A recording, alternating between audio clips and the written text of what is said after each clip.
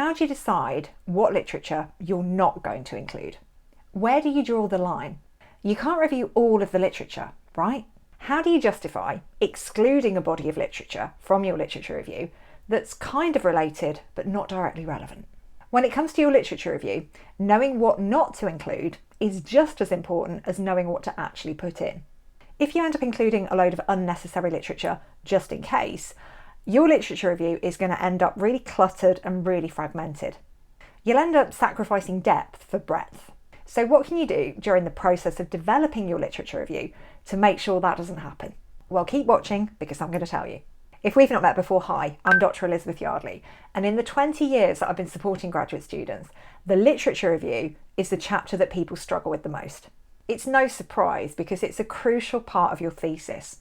It's the foundation upon which you build your contribution to knowledge. And there are a lot of things to pay attention to in a literature review. So how do you ensure it's super focused? Firstly, you need to pay attention to your aims, objectives, and research questions.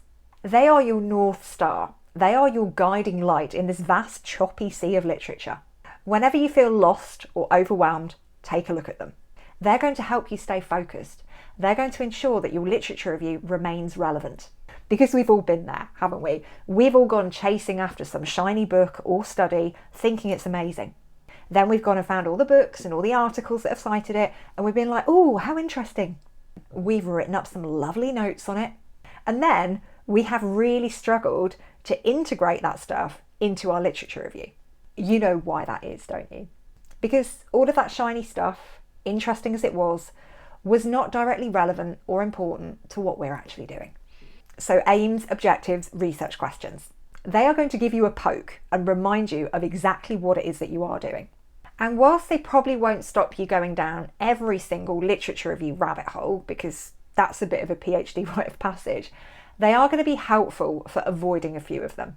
So your aims, objectives, research questions, write them down and keep them in view whilst you're reviewing literature.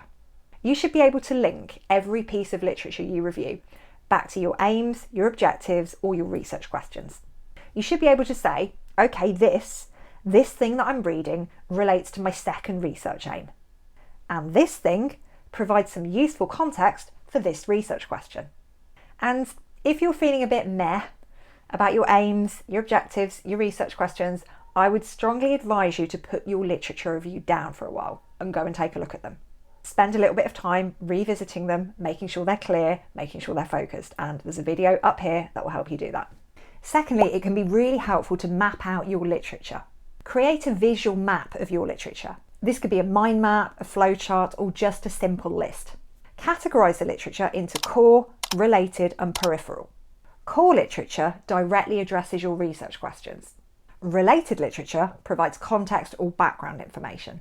Peripheral literature is interesting but not essential. This map is going to help you see the connections between different studies and identify gaps or overlaps. It'll also make it easier to decide which studies are the crucial ones and which ones you can leave out. Regularly review your literature map. As you read more studies, as you develop your knowledge of this area, you might find that some of those peripheral studies are actually becoming more relevant. And you might find that some of what you categorised as core literature in the beginning becomes less important. So adjust that map accordingly as you come to learn more about your topic. Remember, not all studies are created equal. Some will have a significant impact in your field, whilst others will be less influential. Focus on the high impact studies, the ones that are frequently cited and the ones that have shaped the direction of research in your field. By including these studies, you're demonstrating that you're building on established knowledge. And they're the ones that your examiner is going to know about. They're the ones that they're going to be expecting to see when they look at your work. Before we get on to the next section, I want to hear from you in the comments. Where are you in terms of your literature review right now? Are you getting started? Are you in the messy middle? Are you writing up? Drop whichever one applies to you in the comments. Getting started, messy middle, writing up. This is going to be really helpful for me to gauge where you all are, so I can tailor my future videos to the stages that you're currently at. So get typing in that comment box. Now, let's talk about setting and justifying the boundaries of your literature review. One of the challenges of writing a literature review is justifying why you chose to include some studies and exclude others. So here, you need to be transparent about your criteria. Explain your inclusion and exclusion criteria clearly. This demonstrates that your approach to selecting literature is a strategic one. For example, you might include studies that directly address your research question, provide strong evidence for or against what you're arguing, and studies that are widely cited and considered foundational in your subject area. Conversely, you might exclude studies that are only loosely related to your topic, provide weak or inconclusive evidence, and are not highly cited or are considered quite peripheral in the field. Acknowledge the limitations of your literature review. No literature review can cover everything.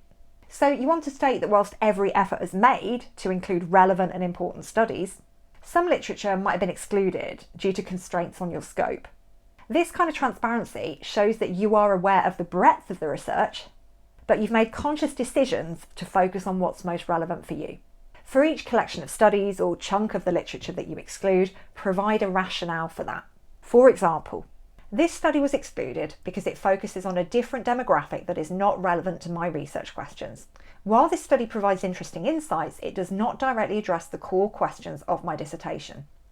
Whilst this area of the literature has become increasingly prominent in recent years, it is not pertinent to include it in this literature review because review, record, revise. Your literature review is not a static document. It evolves as your research progresses. So you need to be prepared to revisit it and refine it as you go along. Maintain a running list of literature that you come across during your research. This list should include the studies that you have incorporated into your literature review and the ones that you haven't. It should also include notes on why they were included or excluded. This not only helps you stay organised, it provides a clear record of your decision-making process. And this does not have to be onerous or detailed. A simple list or another couple of columns in an existing spreadsheet will be absolutely fine. You'll be able to scan through it from time to time, and it is particularly helpful if you find that the focus of your study is shifting. So whilst that book about social control theory was not relevant 6 months ago, recently you might have shifted the focus of your study, and that might bring social control theory back into your ballpark. So be flexible, be open to new information. As your research progresses, you might need to revisit that inclusion and exclusion criteria. So stay adaptable. Remember, your literature review is a tool to support your research. Remember, the aim of your literature review is not to include absolutely every single study. It's about demonstrating your knowledge of the relevant existing literature. It's about building a foundation upon which to construct your study. Popping up on the screen right now is the video that I think you're going to enjoy if you are in the depths of your literature review. It's about one of the most common questions I get asked about literature reviews. How many headings or sections should there be in my literature review? Watch this video to find out the answer. I'll see you in there.